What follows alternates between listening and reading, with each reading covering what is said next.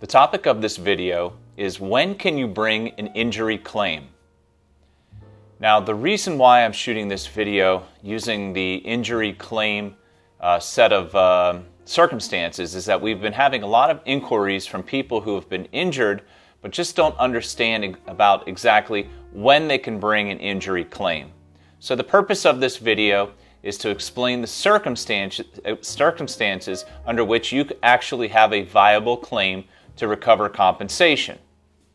So, in order to bring an accident claim, you need to have negligence or carelessness on behalf of the other party. Now, when you're talking about a car accident, that's usually pretty easy to determine. In other words, the other person was driving a vehicle, was negligent, and struck you in your vehicle or struck you while you were a pedestrian.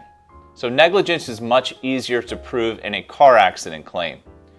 But where we're getting a lot of confusion from potential clients is that they believe that simply because they were injured, they have a claim against for example, business. And we're getting getting a lot of calls about people that have slipped and fall or tripped and fallen. And so what again I'm trying to explain is that there needs to be more than just an injury in order to make that type of claim. There needs to be negligence. And when you're talking about a trip and fall or a slip and fall, you need to show that the business was negligent in some fashion, that they had a duty to you, of course, that you were there lawfully, of course. That's usually pretty easy to determine, but they were somehow negligent. And the way that we prove that is that either they failed to maintain their property, or there was a dangerous condition on the property and they failed to warn you. So it's more than just simply you were walking along the parking lot at a business and tripped and fell, or you were walking through the lobby and tripped and fell and hurt yourself. You need to actually show that the business was somehow negligent.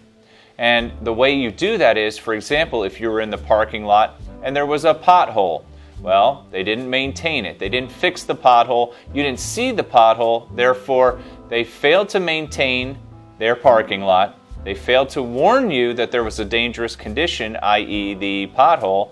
You fell and therefore were injured as a result. That's an example. Another example we get quite a bit are sidewalks. Sidewalks are probably the #1 cause of trip and falls at our office. And they come from uneven sidewalks, they come from cracks in the sidewalks.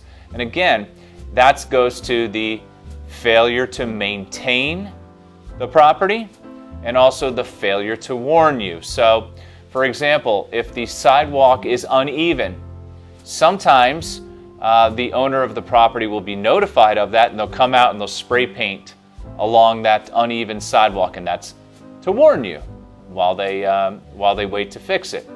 But if they're notified about that, or they can plainly see that there is a crack or an uneven portion and they do nothing, then that could be negligence and we could bring a claim. So hopefully that answers some of the questions and dispels some of the confusion about when you can bring an accident claim. Again, you need to show that there's some type of negligence, not just that you were hurt.